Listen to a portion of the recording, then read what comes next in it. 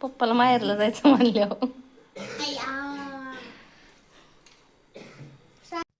तर नमस्कार मंडळी, कसे आहेत सर्वजण. सगळ्यांना सर्वप्रथम सकाळ सकाळ गुड मॉर्निंग. तर सुंदर दिवसाची सुंदर अशी सकाळ झालेली होती. त्याचबरोबर सगळ्यांना श्री स्वामी समर्थ. तर बघा, आज इथं सकाळ सकाळ आम्हाला पाणी आलेलं होतं, म्हणजे पाणी सुटलेलं होतं. आणि इथं आम्हाला एक दिवसाआड पाणी येतं बरं का. त्याच्यामुळे ज्या दिवशी पाणी आहे ना, त्या दिवशी जे काय आपले कपडे वगैरे जास्त असतात ना, मी त्या दिवशी धुवून घेत असते.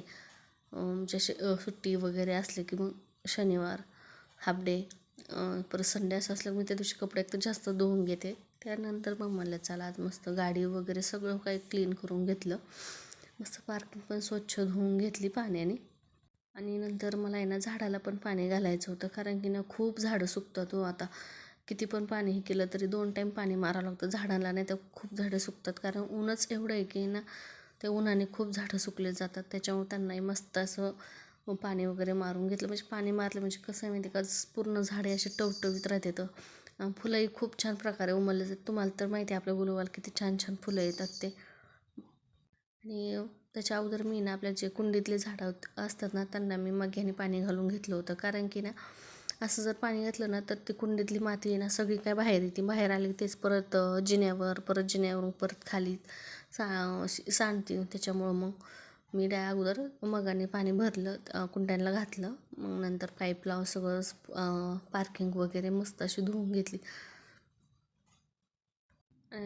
असं केल्याने काय होतं माहिती का, मुलं पण असे सारखे म्हणजे सायकल वगैरे त्याला जी काय आपली माती चिकटून येते ना, त्याने खूप खराब होतं. किती वेळा जरी स्वच्छ केलं तर ज्या दिवशी मुलांना सुट्टी त्या दिवशी पार्किंग इतकी खराब होती की विचारच करू नका. आणि त्याचबरोबर मी तुम्हाला आज आहे ना मस्त असा आंबट तिखट पालकाची भाजी पण तुमच्याशी शेअर करणार होते रेसिपी.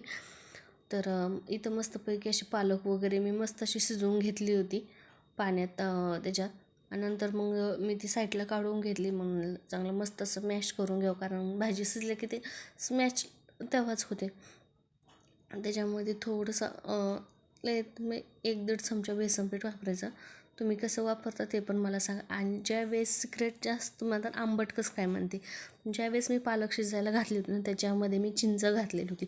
तुम्ही एकदा घालून बघा, इतकी मस्त भाजी लागते. जशी आपण आंबट भाजी खातो ना त्याचप्रमाणे आपल्याला पण टेस्ट येते बरं का. आणि त्याच्यामुळे भाजीचा कलर आहे ना थोडासा डाऊन झाला, कारण आता चिंच घातल्यामुळं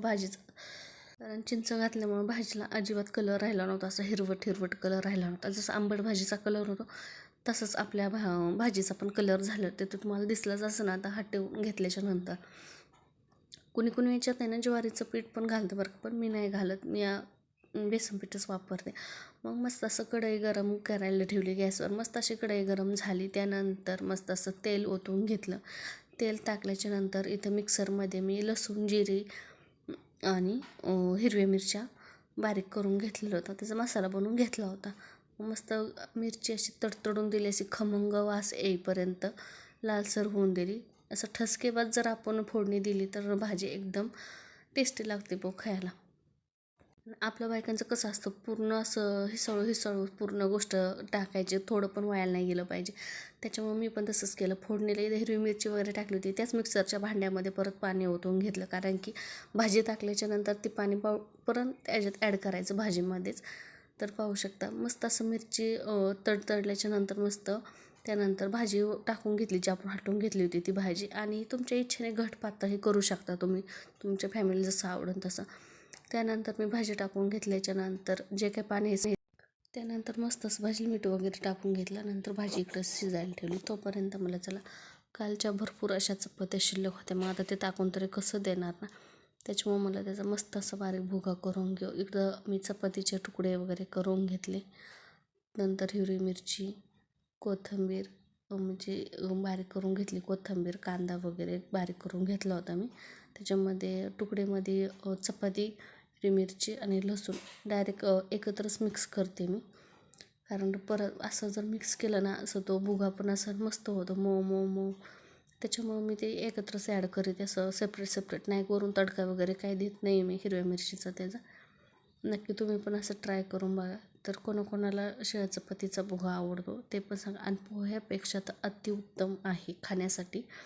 कारण पोह्याने तरी आपल्याला ॲसिडिटी होणार, मळमळ होणार, जळजळ होणार, म्हणजे असं काय असं शरीर जळजळ येणार. तर सो फायनली आज प्रिशाचे पप्पा आणि शिवांश चाललेले आहेत गावाकडे. कारण की असंच चालेल सहज आपलं, कारण त्यांना शनिवार रविवारी सुट्टी आहे म्हणून चालेल. तर बघू आता त्यांची रिॲक्शन जायची टायमाची. चल, पप्पाला माहेरला जायचं म्हणल्यावर इथं माझं बाळ एका दिवसाकरताच चाललं होतं, पण तिला असं झालं तर काय नेऊ, काय ठेवू, काय काय घेऊ, त्याच्यामुळे ती सगळं हे दे ते दे, क्लचर दे, असं काय सगळ्या गोष्टी तिचं घेत होती. तर चला आजचा व्हिडिओ मी एवढाच काढला आहे. तर एवढंच तुमच्या अपलोड करून देणार आहे. तर व्हिडिओ कसा वाटला कसा नक्की कमेंटमध्ये सांगा. आणि व्हिडिओ आवडला तर लाईक करा, शेअर करा आणि सबस्क्राईब करा. Bye bye.